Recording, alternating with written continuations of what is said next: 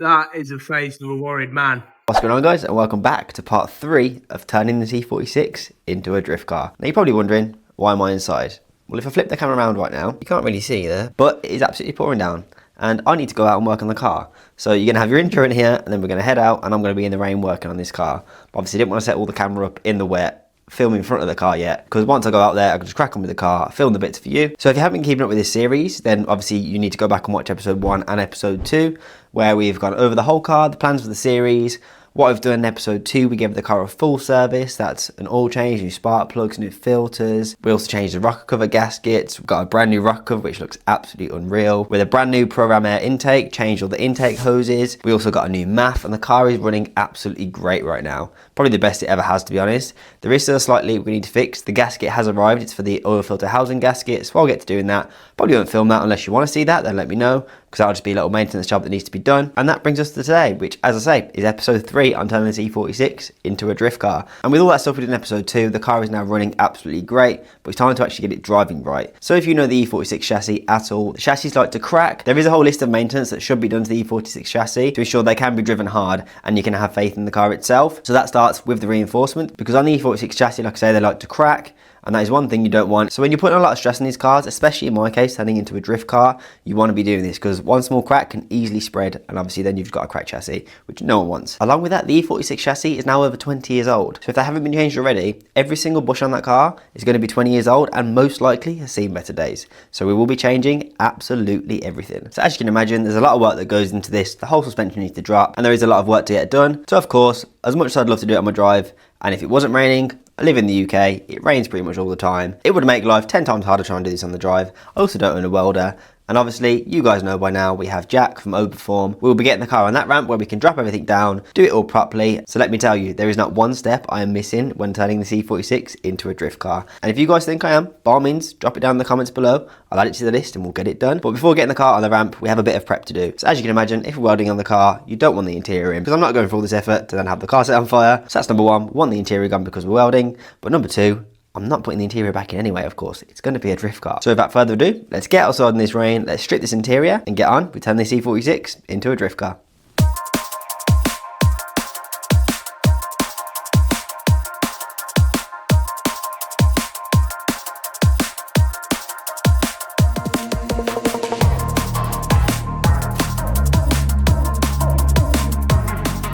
As you probably guessed it, the first thing to come out is the seats. Now I'm only getting the passenger seat out for right now, because obviously I still need to drive the car to the unit. This is simple, you want to bring the seat as far back as possible, get the 2 nuts off the front seats.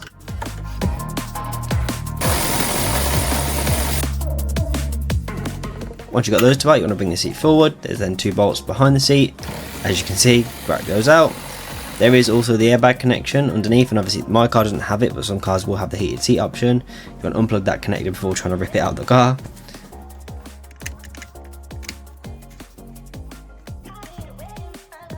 Once that's done, take the seat out of the car, and that's how you get rid of a passenger seat.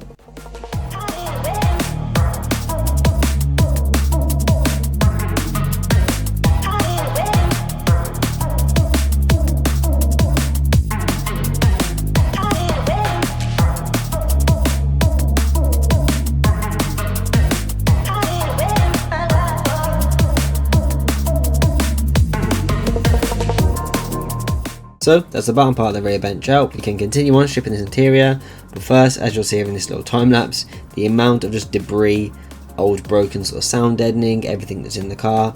It's not doing anything, it's just completely loose. Just want to get rid of all of that was sat there, because it's been sat there for ages. Once that's then gone, we need to drop the rear seats. If you don't know E46s, both the catches are in the boot. So we'll drop those to bring those down, and that should reveal a little Torx bit, which essentially is holding these 2 seats on. Just before removing that, we just got the trim clips off and then remove these side bolsters quickly. They literally just pretty much fall out. Once that's then done, it's just a matter of unhooking that little bracket, getting the 2 rear benches out, and then we're left with a relatively clean rear bench.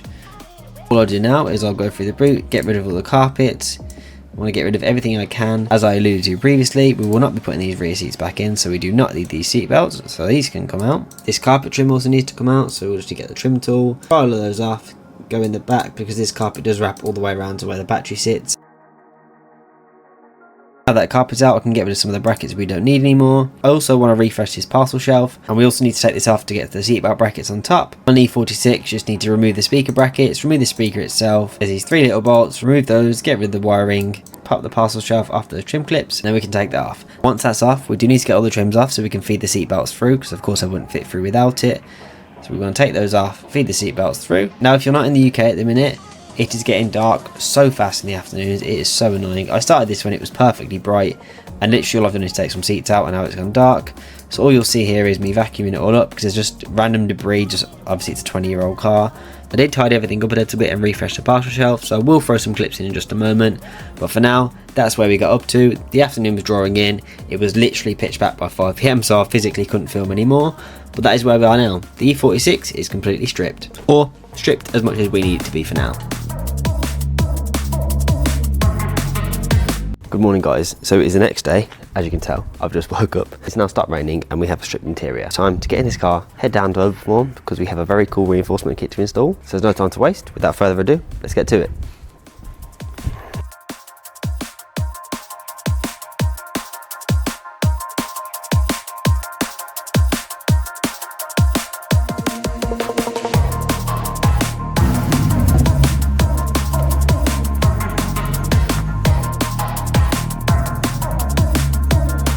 And we are here. Now it's not as simple as getting the car on the ramp and lifting it up in the air, because as I've said, we're going to be dropping the whole rear end suspension on this car. Obviously when we do that, there's going to pretty much be no weight at the rear and a lot of weight at the front. So we don't want that to be unbalanced at the ramp, because the last thing I want when I'm under the car, or Jack wants on his ramp, is when the car goes up, the front end goes like that.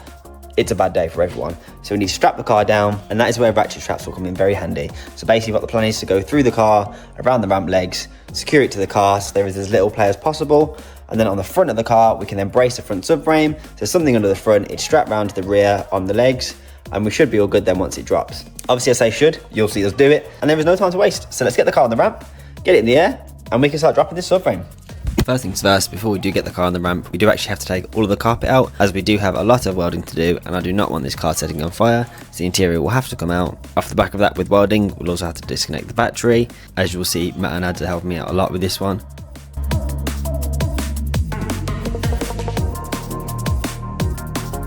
Once all the necessary interior is out and we've unplugged everything, it's time to get the car strapped down, over the ramp and secure, and let's get the car in the air. Once the car was in the air, it was wheels off, and don't you worry, we have something spicy coming for these. We did also find this abnormally large zip tie when we was looking over the brakes, but most importantly, the car is now secure, it's on the ramp and it's in the air, and it's time to start stripping it apart.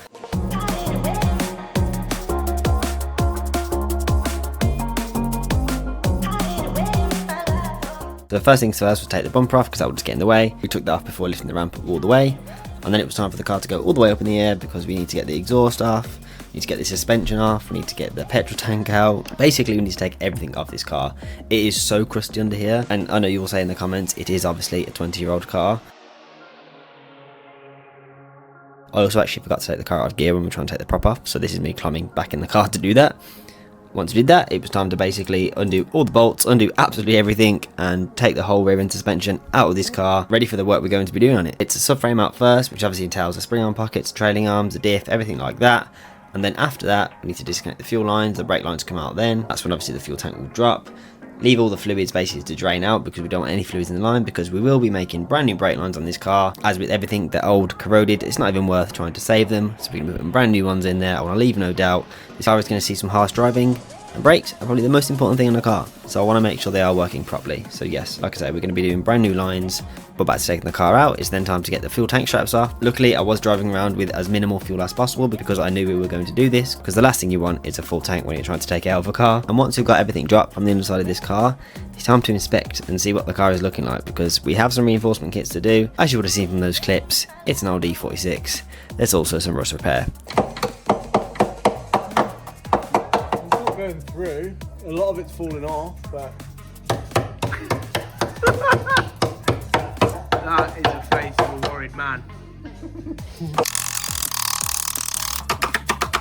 So if you're wondering what's going on here, Matt's just not going crazy and poking my car. We're basically trying to figure out what is still pretty solid metal and what is completely rusted through and needs replacing.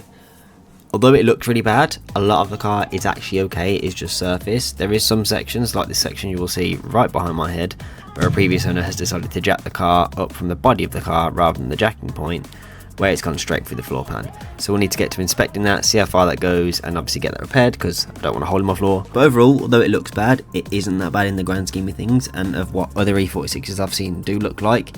This actually, believe it or not, is a better example.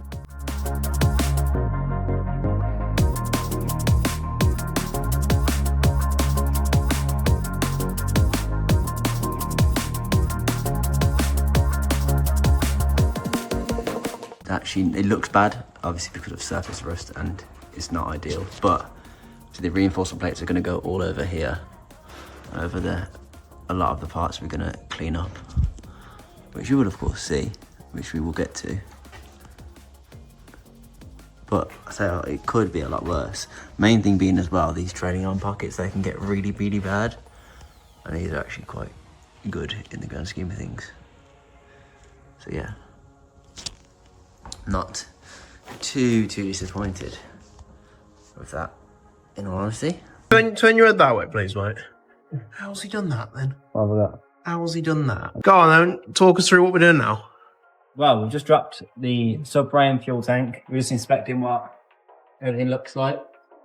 Obviously, to anyone who doesn't see under most cars, you'd think it looks bad, but in terms of E46, it's not that bad. A lot better than expected. So we're now just going to drop the brake lines, fuel lines, get everything out of the way. Once it's all out of the way, leave it overnight, and then we can come back in. So then we can get on with episode 4, where we will be prepping, welding the reinforcement kits, or more importantly, Matt will be welding the reinforcement kits. Side eye. And then once that's all done, we'll be undersealing and raptor lining underneath. But for now, that'll be the end of this video. So obviously don't forget, we're trying to hit 10K by the end of the year. So make sure you subscribe. There'll be a new video every single Sunday. Make sure you drop a like, comment what you want to see me do next, comment what you think of the car, comment what you want to see on the car. And from me, Matt, and Ads behind the camera, I'll catch you in the next one.